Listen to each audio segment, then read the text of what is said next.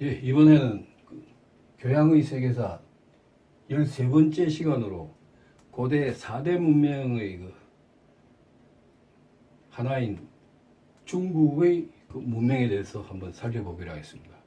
과연 우리 중국 문명은 어떻게 발생이 되었으며 어떻게 발전이 되었는지 그 점에 대해서 일단 한번 살펴보기로 하고, 그러니까 중국 문명은 기원전 5000년경, 그러니까 5000년이라 그러면 기원전 5000년은 신석기 시대의 전반부가 되겠습니다. 그때 황하 유역에서 발생을 했는데, 중국은 땅덩어리가 넓다 보니까 황하는 북쪽에 치우쳐서 내려오는 강이고, 그 중간에는 이제 우리가 잘 아는 잔강, 그러니까 양쯔강이 되겠죠. 그쪽 강이 중국 중앙 부분을 또 관통해가지고 내려오고 있습니다. 그래서 각각 특색이, 중국의 황하 유역에는 잡곡농사, 그러니까 좁쌀 이런 잡곡들이 많이 자라서 그걸로서 이제 농사가 되었고, 장강 유역에는 비도 많고 물도 많아가지고 거기는 주로 이제 벼 위주의 농사가 되겠습니다. 그래서 장강에는 벼 농사가 행해졌는데, 이런 유역에서 이런 농사를 하다 보니까 기후가 점점 따뜻해지고 농경 기술도 발달이 되었습니다. 그래서 자연스럽게 농작물이 많이 수확이 되니까 그것으로서 먹고 살 인구들이 자연적으로 증가가 되었고, 인구가 증가가 되니까 자연적으로 서로 하나의 촌락, 읍이라 그러겠죠. 읍과 집락이 형성됐습니다. 공동 사회생활을 하는 그런 어떤 읍이 발생이 되었습니다. 그래서 그것이 쭉 내려오다가 기원전 2500년경에 한화 중하류의 신석기 시대 후기에 중국의 대표적인 문화의 하나인 룽산 문화기에 접어들게 되었고, 이때부터 본격적으로 중국 사람들은 뭘 했는가 그러면 보리도 재배하게 되었고, 그 다음에 돼지, 소, 양, 개 이런 것을 키워가지고, 그러니까 일종의 가축이 되겠죠. 이때까지 수렵에 의존하고 있다가 이제부터는 그 주위에 농산물도 생기고 사료도 생기고 이러니까 이런 돼지, 소, 양 이런 게 직접 사육이 될 수 있도록 하게 되었습니다. 그래서 또한 특색이 있는 것은 아무래도 곡물도 있고 하니까 흑색 도자기도 발달이 됐고 그것을 또 사용을 하게 되었습니다.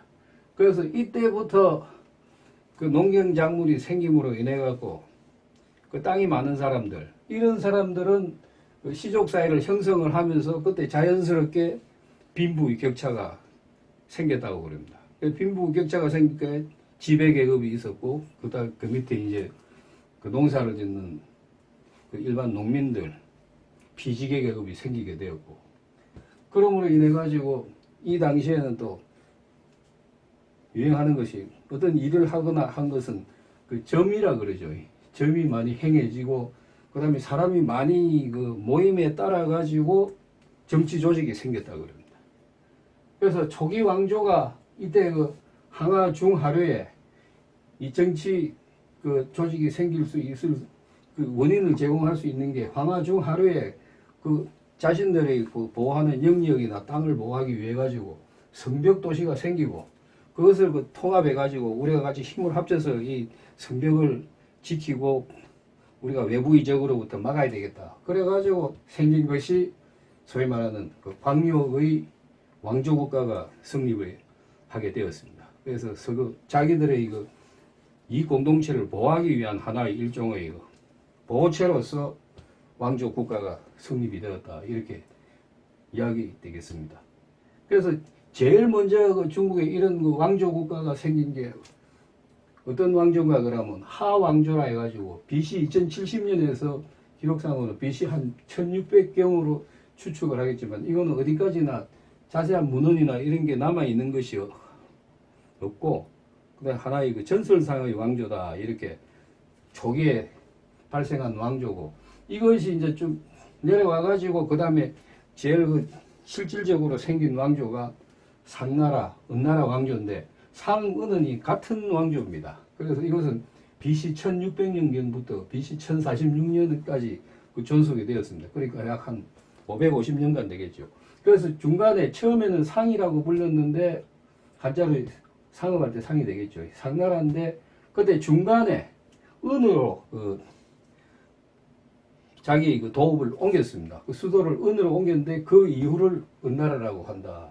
이렇게 되겠습니다. 그래서 이 은이라는 것은 20세기 초에 실제적으로 국가가 있었다는 게 증명이 된 게 20세기 초에 은허라는 그 터에서 그 발굴이 되었고, 은허라는 것은 어디 있는가 하면 중국 그 중부 쪽에 조금 우쪽으로 지어져 있는 하남성 그 안양시에 은허가 있다고 그럽니다. 그래서 그 은허에서 발굴을 해보니까 그 이제 갑골 문자가 새겨진 그 거북이 껍데기가 나오고, 갑골 문자라는 게 본래 이 금이 쭉쭉 갈래 상형 문자가 되겠죠. 거북이 갑자. 그 다음에 고래라는 거 짐승의 뼈 이런 데 새겨놓은 상형 문자가 되겠습니다. 그래서 이런 그 유물이 발견됨으로 인해 갖고 은나라가 상나라부터 이 은나라 그 이후로 이제 우리가 하나의 역사를 쭉 이끌어 나오게 된 그런 그 과정이 되겠습니다. 그래서 이 당시에 그 왕은 하나의 그 왕조를 성립을 해가지고 주로 하는 업무가 뭔가 그러면 성대하게 신에게 이 제사를 행하고, 그 다음에 점괘를 봐가지고 그 신의 뜻에 따라가지고 농사나 전쟁 이런 국사를 거기에 맞춰서 결정하고 진행했다는 그런 일을 수행했다고 그렇게 되어 있습니다.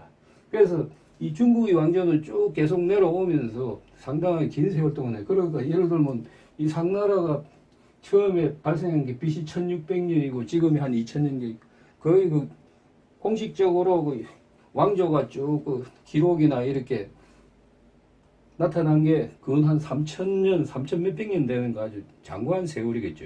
그러니까 그 사이에 여러 가지 그 왕조들이 부침도 하고, 그 다음에 왕조가 일으켜졌다가 그 다음에 멸망하기도 하고, 여러 가지 과정이 다른 그 왕조보다는 상당히 그 길이도 그 기간도 오래됐고 오래전의 이야기고, 여러 가지 왕조가 많이 성립됐기 때문에 우리가 역사를 어느 정도 중국 역사를 보면 상당히 그 뭐랍니까 파악이 좀 어려운 경우도 있는데, 다음 시간부터는 기회가 있으면 우리 그 각 중국의 그 왕조의 흐름, 그러니까 상나라 이후로부터 쭉 내려오면서 그 사이에 우리가 쭉 보고 왔던, 보아왔던, 그리고 우리 한국과의 그 조선반도의 그 관계, 이런 것도 중국 역사하고는 상당히 그 관계가 많으니까 그런 것도 한번 종합적으로 쭉 훑어 내려와서 한번 보기로 하고, 그 다음에는 이제 시간이 봐가지고 각 왕조라든지 그 특색이라든지